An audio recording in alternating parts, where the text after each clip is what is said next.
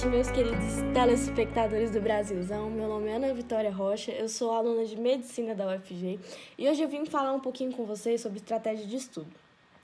Dentre as aprovações que eu tive no meu currículo de vestibulando, como vocês podem ver, tá aí na tela, foi aprovado na USP, na UFG, na UF, na ESCS, na UFSM e na FURG. E eu vou falar um pouquinho para vocês sobre as estratégias que eu utilizei nos meus estudos para que eu fosse aprovada nesses vestibulares, beleza?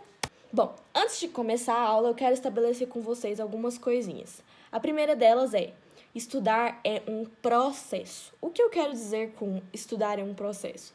Estudar é um processo no sentido de que você precisa se adaptar, você precisa se moldar ao longo desse ano. Você não vai sair dessa aula que eu tô dando sabendo tudo o que você precisa fazer, tendo completa certeza de tudo que você precisa fazer, e é isso aí, você vai seguir isso ao longo do ano inteiro. Não.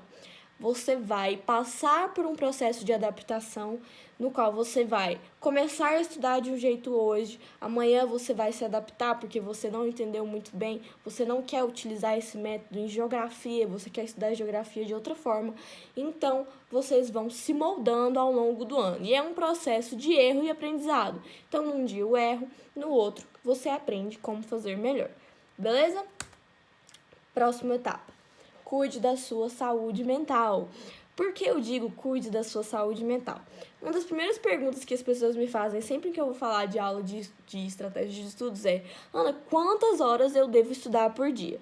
Primeiro que cada um tem a sua quantidade de horas, tem gente que trabalha, tem gente que tem filho, tem gente que está em outra graduação, então cada um tem a sua estratégia de horas.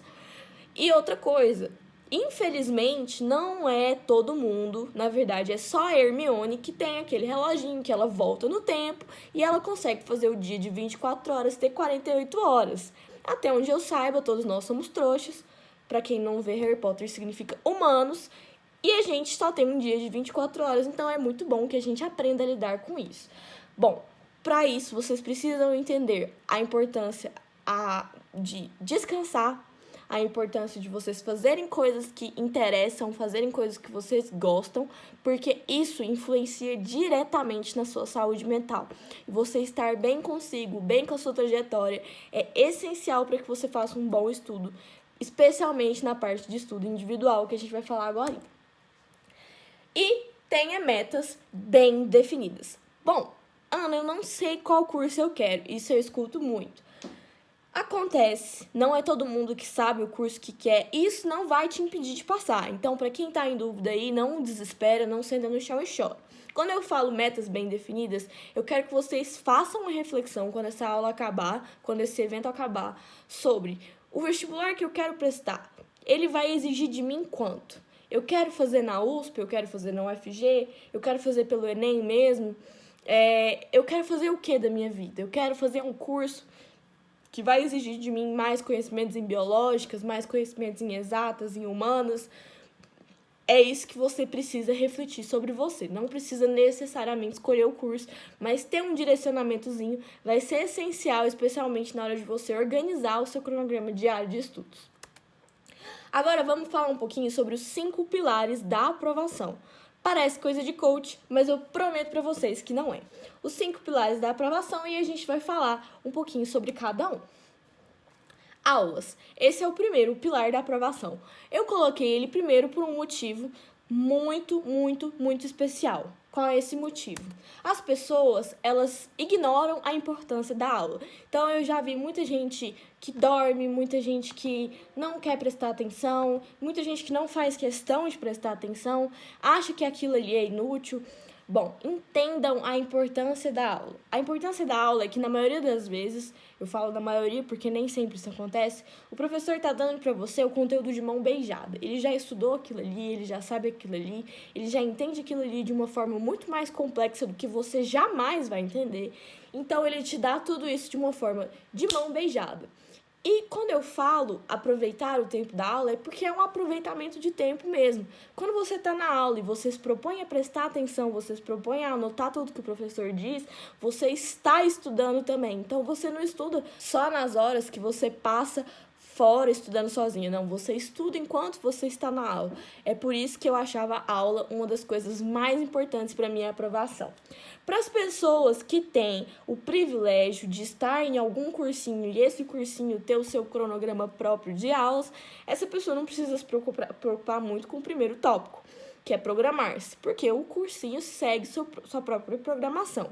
Mas para as pessoas que estão estudando sozinha, eu aconselho que, se vocês não estão numa plataforma que tem um cronograma, que vai te dar um direcionamento do que estudar em cada dia, eu aconselho que vocês se programem. Qual é o lado positivo? A gente já pensou nisso e a gente disponibilizou um link, que é o Drive da Aprovação, e lá nesse Drive da Aprovação a gente deixou um cronograma de estudos começando a partir de semana que vem. Então, quem não começou, comece semana que vem. Atenção total, isso quer dizer que quando você está numa aula, gente, é atenção total, foco total no que o professor está falando. Não deixe escapar nada que é importante, porque isso depois vocês vão ver que é muito importante também.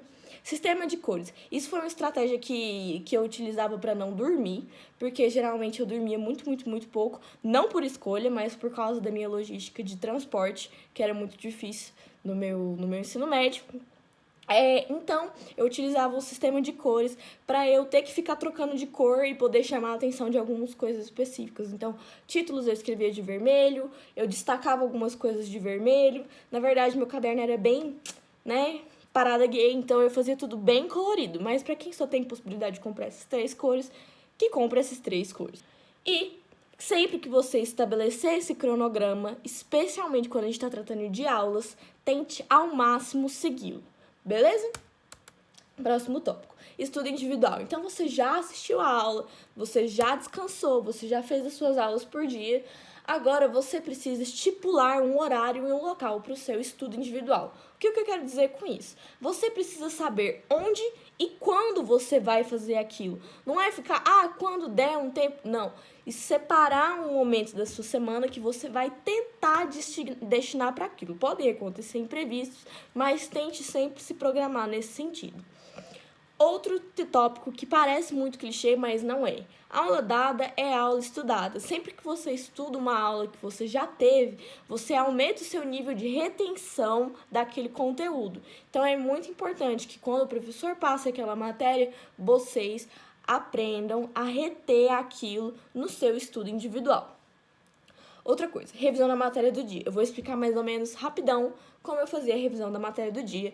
Quem quiser entender melhor como funcionam esses métodos, o professor Gilberto Augusto tem o Instagram e ele divulga diversas dicas de estudos lá, tem até um negócio de aprovação. Quem quiser, tome a liberdade de ir lá. Mas eu vou explicar para vocês mais ou menos o que eu fazia, é bem simplificado. Bom, eu tive aula, por exemplo, hoje com 2 professores. Claro que isso nunca acontece, mas tive aula, por exemplo, com 2 professores hoje. Eu vou abrir no caderno do professor X ou a frente X, por exemplo, você está tendo uma frente de física clássica dentro da física. Então, hoje você teve aula disso, você vai abrir no caderno daquele professor ou daquela frente. Você vai lá na primeira página que você teve no ano, gente, no ano. O professor disse oi, você vai nessa página que o professor disse oi. Chegou nessa página que o professor disse oi, você vai fazer uma leitura dinâmica. O que é leitura dinâmica? Leitura dinâmica não é ler, não é ler. Parece que é, mas não é. Leitura dinâmica é você passar o seu olho e ir relembrando a sua mente todos aqueles conteúdos que você viu durante o ano. Poxa, eu vi isso, eu vi aquilo. Realmente, isso aqui é muito interessante. Qual que era o problema? Geralmente eu fazia isso logo depois do almoço e me dava muito sono.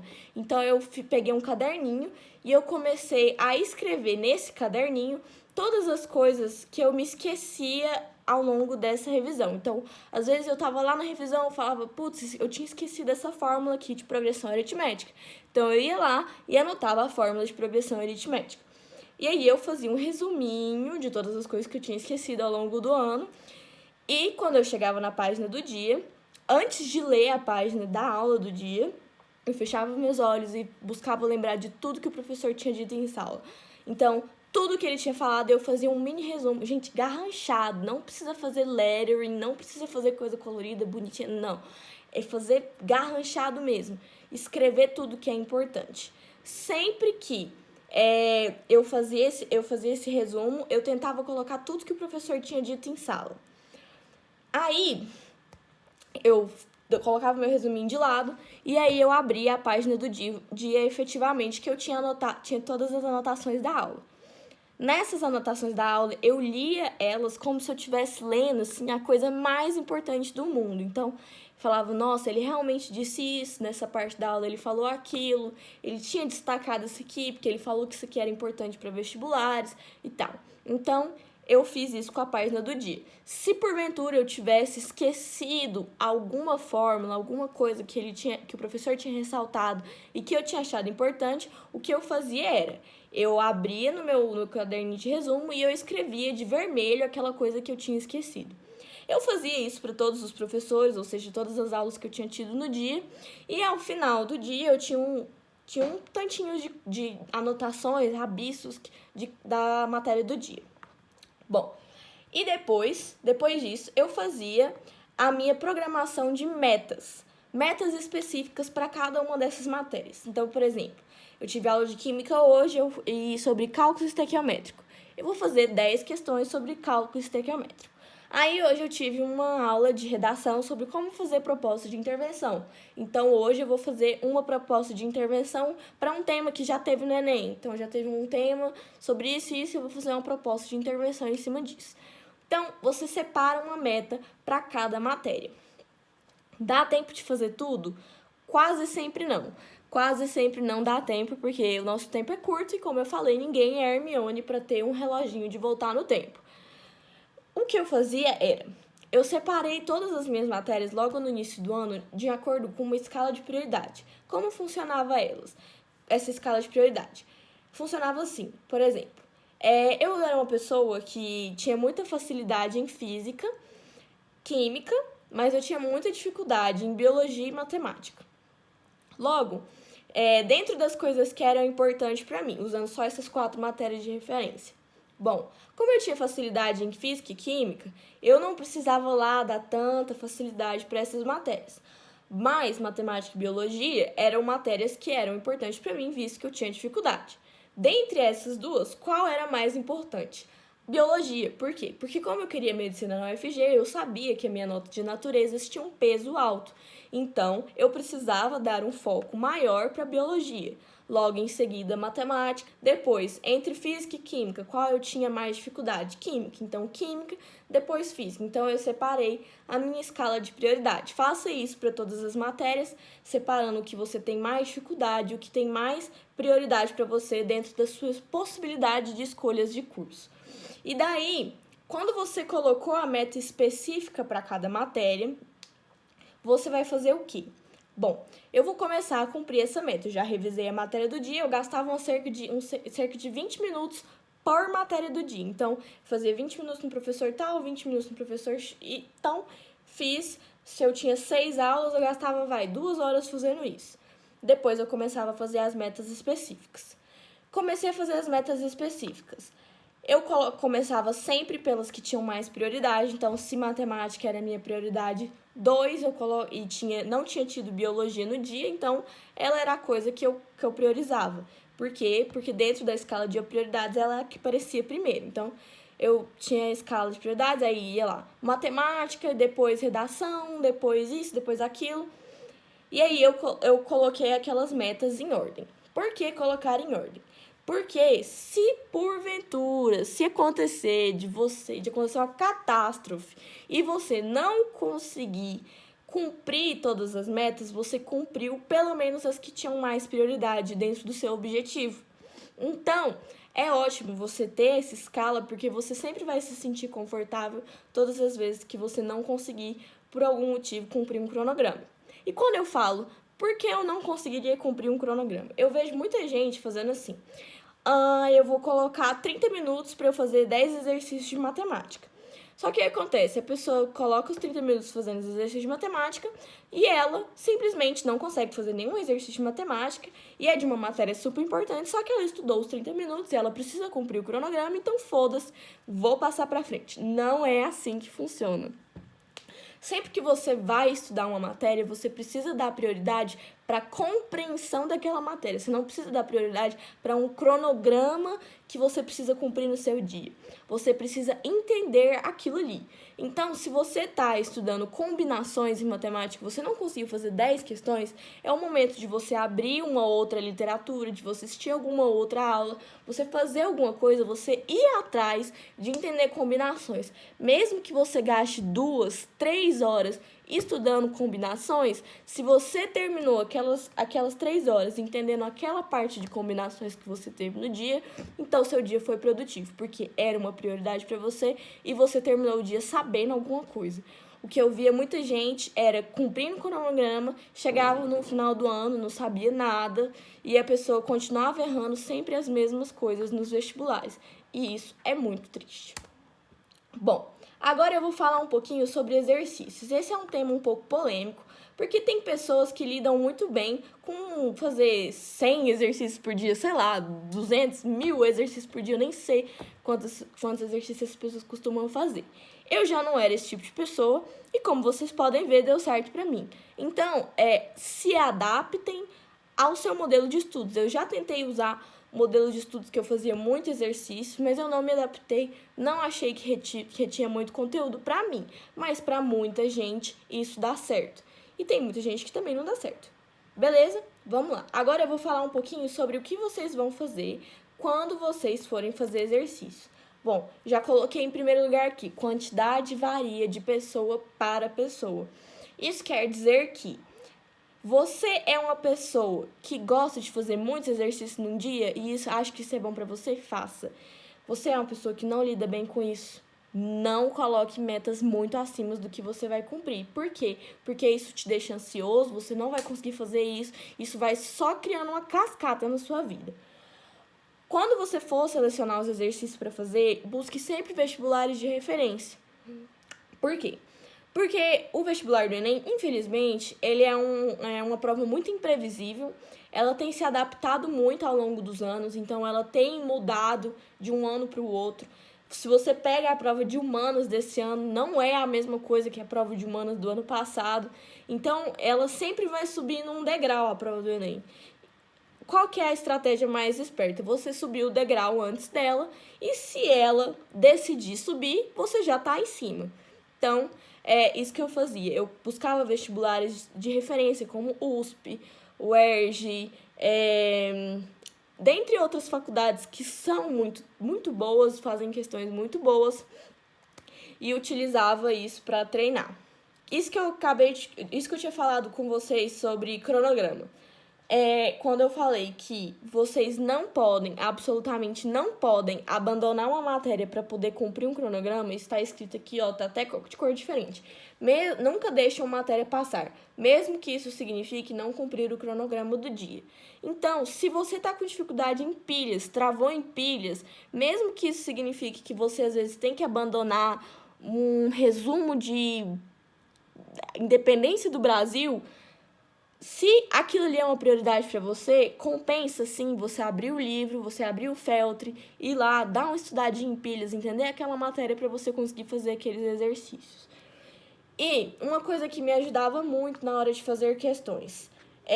Uma coisa que acontece, muitas pessoas perderem o foco na hora que elas estão resolvendo questões e elas acabam errando muita coisa por bobeira. Então, sempre que eu fazia questões, eu buscava anotar todas as informações que estavam no enunciado. Então, se tinha dado a informação tal, eu ia anotando tudo que estava no enunciado, porque aí quando eu começava a fazer algum cálculo ou algum raciocínio, eu já tinha tudo anotado ali e era só correr para baixo. Agora vamos falar um pouquinho sobre redação. Quem sou eu na fila do pão para falar de redação? Eu não sou ninguém que tem algum tipo de prioridade, mas eu sou definitivamente uma pessoa que se serviu do pão.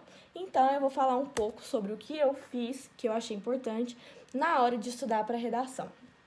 Eu acho que algumas pessoas focam muito em tentar fazer a redação dentro do tempo, quando se trata do Enem. Então, eu preciso fazer em 1 hora, eu tenho que fazer em 1 hora. E a pessoa acaba se esquecendo da importância do repertório.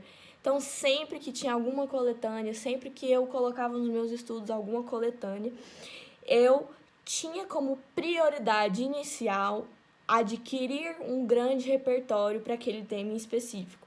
Então eu passava, 1 hora e meia pesquisando repertórios, coisas que pudessem acrescentar para mim dentro daquele tema específico, e eu ia anotando todas essas coisas que eu achava importante. Outra coisa, a importância da leitura criativa. É importante que você diversifique as coisas que você lê, as coisas que você ouve, as coisas que você faz, as coisas que você participa, para que você tenha acesso a um mundo cultural melhor. Como eu quis dizer, na minha redação da USP, por exemplo, eu tinha ido, no final de semana que eu fiz a prova, eu tinha ido numa exposição do MASP. E coincidentemente, na redação da USP, na própria redação, eu utilizei essa exposição que eu tinha acabado de ir. Na minha redação do Enem, eu assisti um filme na semana do Enem e na redação do Enem eu utilizei esse filme. Então, eu sempre buscava diversificar as coisas que eu buscava para que, quando eu tivesse que encarar alguma proposta argumentativa, eu tivesse acesso a todos esses conhecimentos de mundo. Beleza. E a outra coisa que a Fernanda provavelmente falou com vocês, corrijam-se sempre. A redação é uma matéria que baseia-se em erro, acerto, erro, acerto. Então, você errou no momento que você percebe que você errou, você precisa se adaptar, você precisa se reinventar dentro daquele erro. Então, eu fiz uma proposta de redação ruim, uma proposta de intervenção ruim. O que eu preciso fazer? Eu preciso reescrever essa redação fazendo uma proposta de intervenção melhor. Então, sempre buscar corrigir os erros de vocês. Ao final dessas 3 coisas que eu acumulava, então, eu primeiro pegava a coletânea, estudava a coletânea, buscava repertório, fazia redação e depois refazia a redação. Com base nessas coisas, eu montei um fichário para mim, que era um fichário unicamente de redações. E aí tinha as minhas redações nessa ordem: coletânea, repertório, texto inicial, texto corrigido. Então, eu tinha isso para todos os temas muito bem definidos e sempre antes das provas eu pegava esse fichário e lia para eu relembrar alguns temas, algumas escritas que eu achava importante para aquele dia. Bom, resumos, importância de resumos. Eu acho que muita gente se perde na hora de fazer resumo. Eu vejo muita gente que faz resumo, por exemplo, pega o livro, abre o livro. Aí o livro fala tipo assim: ai, aconteceu a bolotinha tal. Aí você escreve: poxa, isso aqui é importante, hein? Aí você vai lá e anota: aconteceu a bolotinha tal. E você transcreve o que tá no livro. Isso não é legal, isso é perca de tempo. Sabe por quê? Porque você tá confiando que o papel vai ter a memória. Você não tá confiando em você, na sua memória, para se lembrar daquilo. Você tá confiando aquilo num papel. Isso é errado de diversas formas. Então, quando você for fazer um resumo, primeira coisa, resumo não é copiar de forma resumida. Resumo é você criar uma série de tópicos que eu chamo de tópicos gatilho. Como assim tópicos gatilho? Gatilho é aquela coisa que te faz lembrar de alguma coisa, não é? Então, o tópicos gatilho é quando você coloca uma série de tópicos no seu resumo e aquela palavra, aquela imagem, aquela coisinha específica que você colocou vai ativar na sua memória aquilo que você achar importante. Então, você ativou, você escreveu assim, ó, motivos, isso e aquilo. Bem simplificado. Quando você lê o seu resumo, você tem que ler motivos, isso e aquilo e pensar: eu escrevi isso porque, na época, eu queria relacionar a importância do motivo X com a importância do motivo Y no contexto dessa guerra. Vamos supor, é mais ou menos nesse sentido. E quando usar? Vocês perceberam que na minha estratégia de estudos eu não comentei em nenhum momento quando se usar os resumos, quando colocar os resumos? É porque eu realmente não utilizava como uma estratégia de estudo mesmo. Eu utilizava como estratégia unicamente de revisão. Eu vejo muita gente que fica estudando resumo. Não, eu usava lá na frente, mais perto dos vestibulares. Então, quando eu tinha um resumo de alguma coisa, é porque aquilo ali era muito importante para mim, de alguma forma. Era alguma matéria muito recorrente, alguma matéria que eu tinha uma dificuldade, era alguma fórmula que eu sempre me esquecia. E eu usava isso mais perto dos vestibulares para eu ter um acesso melhor àquela informação perto do dia da prova. Então, sempre que vocês forem fazer um resumo, a mensagem é essa: se perguntem: é importante que eu faça um resumo dessa matéria? E se eu estiver fazendo, eu estou fazendo isso da forma correta, da forma mais produtiva possível, porque tempo, meus amigos, é tempo. Então, vocês precisam economizar tempo onde dá. Então, resumo, é uma parte que dá para economizar muito tempo e eu vejo muita gente perdendo tempo com isso. Simulados. Bom, simulados é um tópico que o exposto vai abordar com vocês melhor no segundo dia. E a importância dos simulados é que eles te dão um diagnóstico de como você está. Sempre que eu terminava meus simulados, eu fazia uma coisa que, inclusive, também é o Gilberto que fala desse tipo de técnica, que é uma espécie de raio-x do simulado. Então, você terminou lá o seu simulado. Quando você terminou ele, no dia seguinte ou no mesmo dia, você vai fazer um raio-x das questões que você errou. Então, você errou a questão 2 de Química Orgânica sobre tal matéria, beleza? Quando você vê que você errou essa questão, você vai colocar assim: eu errei porque eu não sei isso, eu errei porque eu não estava prestando atenção direito, ou eu errei porque eu nunca nem vi essa matéria. Então, eu errei porque eu vi e não sei, errei porque eu não estava prestando atenção, ou errei porque eu nunca nem vi. Essas são as possibilidades que tem. As questões no começo do ano vão ter muitas que vocês nunca nem viram a matéria, então é normal vocês terem mais erros nesse aspecto. É normal também vocês terem alguns erros de falta de atenção no começo do ano. Então, busquem sempre aperfeiçoar o seu jeito de fazer prova, o seu jeito de fazer simulados, para que vocês diminuam essa quantidade de erros por falta de atenção. E os erros que vocês já viram a matéria e erraram é porque vocês não focaram nela de uma forma correta, ou vocês precisam se aprofundar para além daquele nível que vocês tinham se aprofundado anteriormente. Bom, isso significa que quando você terminou de fazer o raio-x, você vai pegar essas questões que você errou e você vai estudá-las. Então, se você errou uma questão de cálculo estequiométrico porque você não entendeu muito bem como o cálculo estequiométrico se aplica naquela questão, talvez você precise sim pegar, às vezes, o seu caderno, às vezes você precisa abrir um livro, às vezes você sentir necessidade, você pode fazer um resumo daquilo, porque provavelmente isso aqui é uma coisa que você tem dificuldade e que é importante. Então, sinta-se livre, mas busque estudar as questões que você errou. Por quê? Porque o que te impede de passar é o que você erra. Sempre. Então, busque errar menos, porque assim você está perto da sua aprovação. Ninguém vai chegar lá sabendo tudo, mas você definitivamente vai chegar lá sabendo reduzir ao máximo seus erros. É isso. Eu tô deixando aqui meu contato, pode me chamar por WhatsApp. Eu sou ruim de responder no WhatsApp, mas eu deixei também meu Instagram e o meu e-mail. E eu queria agradecer pela atenção de vocês. Qualquer dúvida extra, pode mandar lá e também vou estar respondendo os comentários na live. Eu também disponibilizei no Drive as dicas da Ana, que é um material que eu escrevi logo depois que eu passei, que separa mais especificamente cada matéria e o que eu fazia em cada matéria. Sintam-se livres para adaptar da forma que vocês se sentirem mais confortáveis, mas essas foram as estratégias que eu utilizei quando eu estava estudando para os vestibulares. Beleza?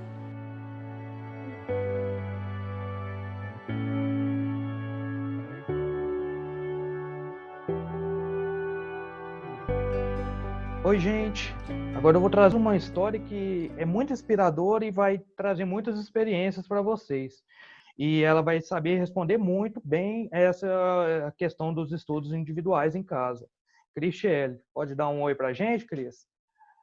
Oi, pessoal, tudo bem? É um prazer estar aqui, podendo colaborar com esse projeto. Então, Cris, ao longo da sua trajetória acadêmica, você optou por estudar sozinho em casa, muito por conta da condição financeira. Mesmo que hoje em dia ainda tenha outros critérios a ser levado em conta, como querer estudar sozinho mesmo, por causa da flexibilização de horários, o seu caso foi o tipo de caso da condição financeira, igual o meu, quando eu estudei sozinho. Você poderia dizer como é que foi para você escolher estudar sozinho? Tipo, escolher, né? Então, Candine, como você bem disse, no meu caso não foi bem uma escolha, né? Foi a minha única opção.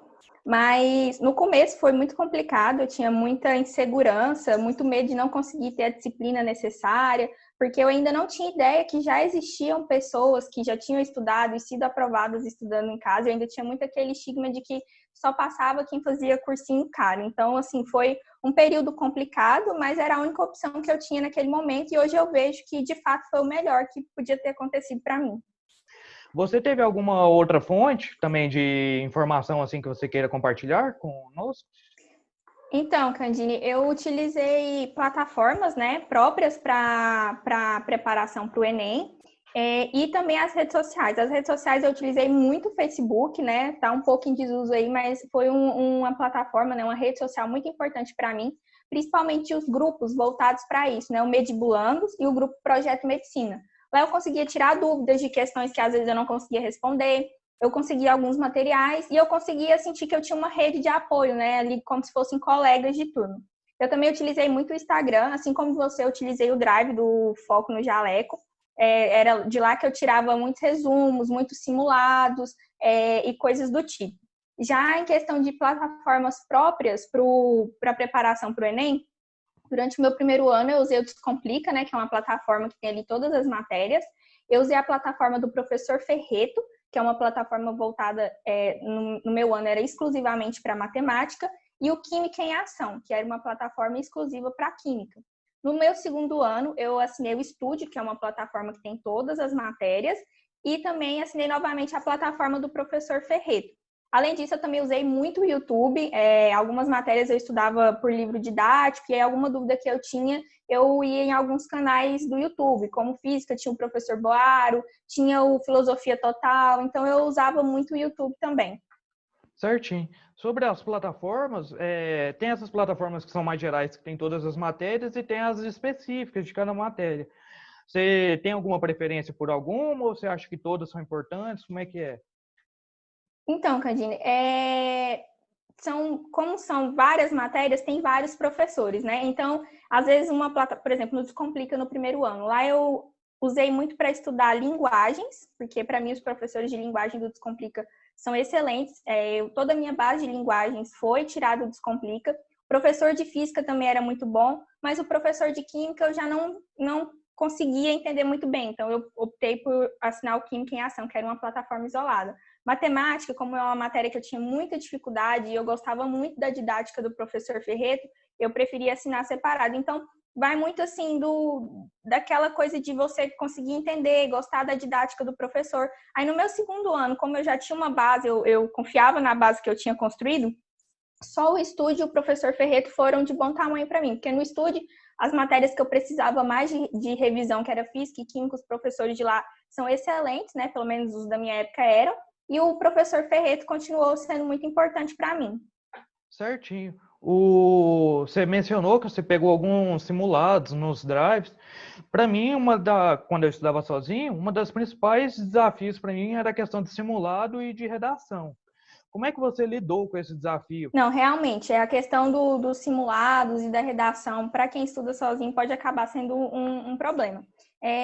Quando você vai estudar sozinho, você tem que ter muita disciplina e muita confiança. Você tem que ter disciplina e confiar no que você está fazendo. Então, chegava o dia do simulado, eu imprimia a prova, entrava para o meu quartinho com o meu lanchinho, água, cronômetro, avisava a minha família e simulava realmente a situação de prova. E além, mais do que simular, eu corrigi o meu simulado de maneira muito crítica. Eu corrigi as questões analisando se eu tinha errado porque eu ainda não tinha estudado, se eu já tinha estudado, eu precisava revisar, se foi falta de atenção. Então, assim, muita disciplina para fazer os simulados e corrigi-los de maneira crítica. E quanto à redação, no meu primeiro ano de preparação, eu assinei algumas plataformas para corrigir, né? Projeto de redação e redação de campeão, se eu não me engano. E no meu segundo ano eu corrigi as minhas redações sozinhas. Como eu disse, tem que ter muita confiança, né, no que você está fazendo. Mas o que eu fiz foi estudar bem as competências do Enem, entender bem o que cada uma delas queria de mim e ler o máximo de redações nota 1000 que eu tive acesso, lendo de forma muito crítica, né, analisando o que aquela redação tinha, que conferiu a ela aquela nota. E aí, depois disso, eu comecei a escrever e eu mesma corrigia e via se não estava faltando nada ali das competências na minha redação. Certinho. E com relação à véspera da prova, como é que você lidou tanto com o conteúdo quanto com o emocional, estudando sozinha? Então, Cadinho, nos 2 anos que eu me preparei, eu me programei para terminar, né, no primeiro ano o conteúdo mesmo, a teoria, e no segundo ano as revisões, ali por volta da primeira, segunda semana de setembro. E aí eu consegui. Então, a partir dali, eu basicamente só respondia questões, prova todo dia, muitas questões, e revisava uma coisa ou outra que eu sentia falta. Mais próximo da prova, ali por volta de 2 semanas antes da prova, eu diminuí muito o ritmo, porque eu pensei, bom, o que eu tinha que aprender, eu já aprendi, o que eu tinha que revisar, eu já revisei, agora eu preciso, né, cuidar da mente mesmo para não botar tudo a perder. Então, eu ia ver um filme, um documentário. Durante a minha preparação, eu me encantei muito pela filosofia, então eu ia ler um livro de filosofia. Eu estava ali estudando, mas de uma maneira mais light, uma maneira mais descontraída mesmo, para não pilhar muito, para não ficar muito nervosa e insegura. Certinho. Teve algum erro que você percebeu ao longo dessa trajetória? Então, o meu principal erro, para mim é um erro que se destaca muito, foi a redação. No meu primeiro ano, né, no meu primeiro Enem, foi o que me deixou de fora, que me impediu de ser aprovada no SISU 2018. E eu acho que o meu maior erro foi tentar adivinhar temas, ficar muito engessada, querendo adivinhar temas específicos e ter repertório para temas específicos. Então, esse foi um erro muito grande que eu cometi, que eu acho que eu consegui consertar no meu segundo ano de preparação, porque eu entendi que eu só tinha que saber as competências, né? Ter uma compreensão geral sobre as grandes áreas e conseguir adaptar o meu repertório ao tema. Porque todos nós temos repertório. A gente estuda história, estuda filosofia, vê filmes, ouve músicas. Então, assim, foi me desprender disso, parar de tentar adivinhar tema e conseguir usar o meu repertório, adequar o meu repertório ali ao tema que fosse proposto na hora da prova. Certinho. E você tem alguma dica final, algum recado para os nossos ouvintes? Então, eu acho que a dica principal, né? Agora tá todo mundo estudando em casa, mas nos tempos de quarentena, para quem já sempre estudou em casa, é muita disciplina, né? E honestidade. Você tem e confiança. Disciplina, honestidade e confiança. Você precisa de disciplina. Você tem que ser honesto com você. Você não pode se enganar, fingir que está estudando quando você sabe que não está estudando, ou até mesmo você está usando um método e aí aquele método não está funcionando e você persistir, não. Mude. Então, disciplina, honestidade e confiança. Confie no seu trabalho, confie no que você está fazendo, confie nos seus estudos, não fique se comparando, não fique pensando em fulano, em ciclano, tenha confiança no que você está fazendo. Certinho, Cris. Certamente essas dicas vão ser fundamentais, principalmente porque está todo mundo, literalmente todo mundo estudando em casa agora. E certamente eles vão precisar muito dessas fontes de informação, vão precisar muito ter essa confiança que você mencionou. Certamente esses conselhos vão ser muito ouvidos. Muito obrigado por passar essa experiência e por separar esse tempo para a gente. Nada, Candine. Eu que agradeço pela oportunidade. Muito feliz em poder colaborar.